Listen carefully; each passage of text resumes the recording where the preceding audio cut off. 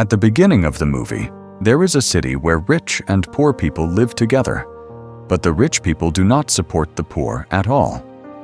They have very high standards and consider the poor to be nothing.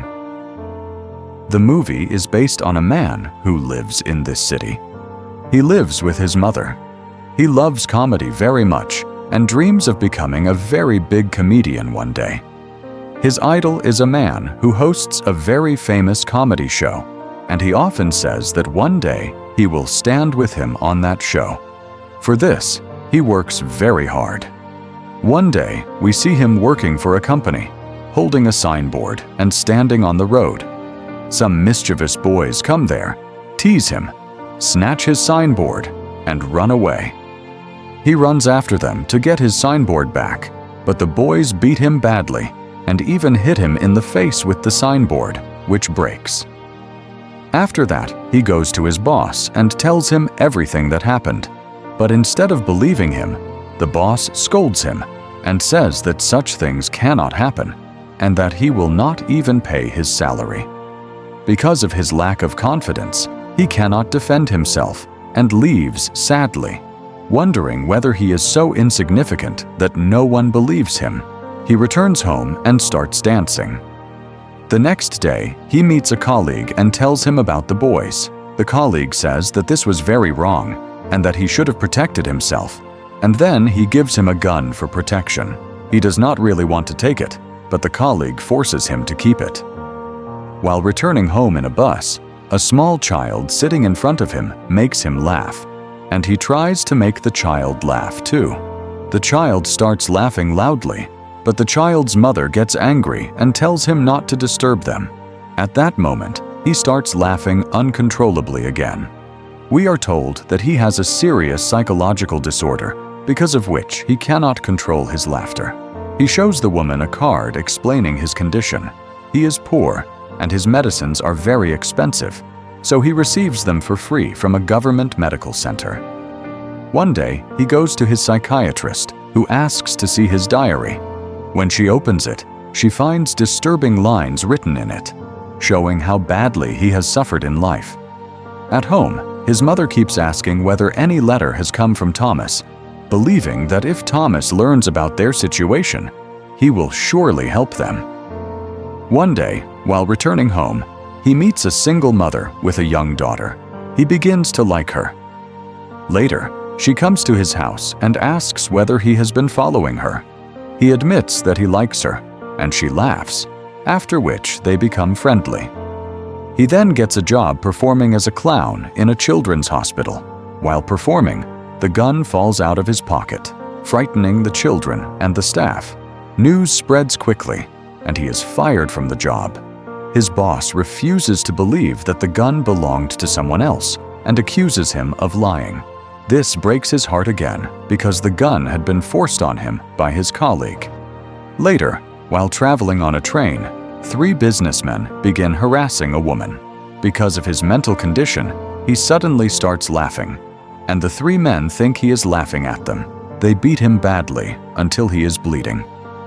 In panic, he takes out the gun and shoots all 3 of them. Shocked, he runs away and locks himself in a bathroom. At first, he is terrified, but then he begins to dance, as if he suddenly feels a strange sense of relief. When he reaches home, the news on television reports that the 3 murdered men were employees of Thomas. Thomas says that they were killed by a man dressed as a clown. However, poor people begin supporting the clown because they see the act as a rebellion against the rich. Later, his psychiatrist tells him that this will be their last meeting because the government has stopped funding the program, and he will no longer receive free treatment. This makes him even more depressed. He tries performing stand-up comedy at a club, but because of his uncontrollable laughter, his performance fails badly. At home, his mother asks him to post a letter to Thomas. When he reads the letter, he is shocked. He confronts his mother, who tells him that she once worked for Thomas for many years and that they loved each other. But because she was poor and he was rich, they could not marry. Believing that Thomas might be his father, He goes to Thomas's mansion and tries to talk to his young son, playing with him like a child. Soon, the butler arrives and tells the boy not to talk to strangers. He then tells the man that both he and his mother are delusional and that Thomas has nothing to do with them. Hearing this shocks him deeply. He feels very bad and leaves from there. Soon, he learns that his mother has suffered an attack and has been shifted to the hospital. 2 police officers come to him and ask whether he knows the 3 men who were killed on the train. He calmly replies that he does not know anything about them. He then learns that these same officers had questioned his mother as well, and the stress of that questioning caused her attack. He goes inside to see his mother, and the single mother he liked is also there. At that moment, a news program appears on TV featuring his favorite TV host, the comedian he always admired. He watches the show excitedly, but suddenly his own face appears on the TV screen. The comedian is making fun of him for the way he laughed during his failed comedy performance. He is completely heartbroken because the person who inspired him is now mocking him. The news also reports that the city's condition has become very bad. Poor people are wearing clown masks and protesting on the streets against the rich, especially against Thomas. Seeing many people dressed as clowns makes him strangely happy, as if for the first time someone is appreciating the identity he represents. Meanwhile, rich people are gathered in a theater to watch a movie, and Thomas is also present there. Police arrive to control the protests, and amid the chaos, he sneaks inside the theater. He meets Thomas and politely tells him that he is his son and that his mother and Thomas were once together.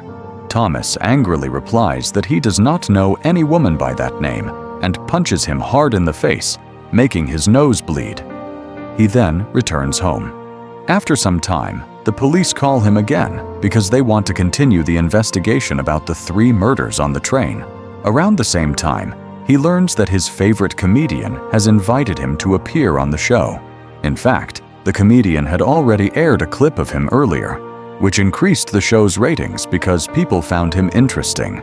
He becomes very happy and prepares to go to the show. But remembering Thomas's words that his mother might be mentally unstable, he visits the mental hospital where his mother was once treated. He asks for her file and secretly steals it. The file reveals that he was abused badly as a child and was beaten frequently, which caused the head injury responsible for his mental condition. He then goes to the apartment of the single mother he liked, but here it is revealed that she existed only in his imagination, and that all the moments he thought he shared with her were hallucinations. Deeply disturbed, he goes to the hospital and kills his mother with a pillow. He finds a photograph on which Thomas had written, "I love your smile," which makes him believe that his mother had not lied completely. He begins putting on his clown makeup, confused and emotionally shattered. At that moment, one of the detectives calls him again and mentions the train murders and his mother's death, saying he wants to ask some more questions. Feeling that people are once again making his life miserable, he kills his former co-worker who had earlier given him the gun. After that, he fully prepares himself, wearing the complete clown costume. He happily dances while heading toward the studio of his favorite comedian's show. On the way, the same police officers arrive to investigate the train incident, but he manages to escape and boards a train filled with many people dressed as clowns. The police fail to identify him among the crowd, and he successfully reaches the show studio. When he appears before the host asks whether he is also protesting against the rich by dressing as a clown. He requests that the host introduce him simply as an ordinary joker. The live show begins, and the audience cheers loudly. The host asks why he has come dressed as a clown. He replies that he always wanted to stay happy and spread happiness among people. And since people seemed to like him, he decided to appear like this. Then he makes a shocking confession on live television. He announces that he was the one who killed the 3 men on the train. He says that countless poor people have been killed or mistreated by the rich. yet no one ever notices or raises their voice for them. But when he killed a few rich men, the whole world started shouting. He says society has become very cruel and selfish, and even the host invited him only because it increased the show's ratings, not out of kindness. When the host denies this, he becomes furious, accuses him of lying, and suddenly shoots him in front of everyone. Panic spreads in the studio as people run away, but he remains completely calm. The police soon arrest him and take him away in a police car. On the way, many of his supporters gather on the streets. Some of them crash an ambulance into the police car, helping him escape. He stands on top of the damaged car while the crowd cheers loudly. His face is covered with blood, but he forms a smile with the blood and begins laughing loudly. The man who once hid his pain behind forced laughter has now become a hero for many people, and he feels happy that people are finally noticing him. At the same time, Thomas is shown leaving the city with his wife and son, but a masked protester shoots them, sparing only the child.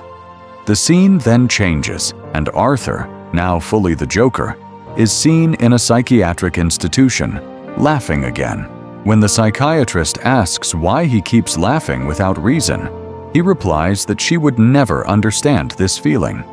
Bloodstains are visible under his shoes, showing how a once ordinary man has turned into a killer.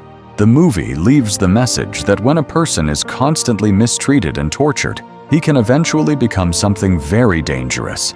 And Arthur, after losing everything, now feels strangely satisfied with his life.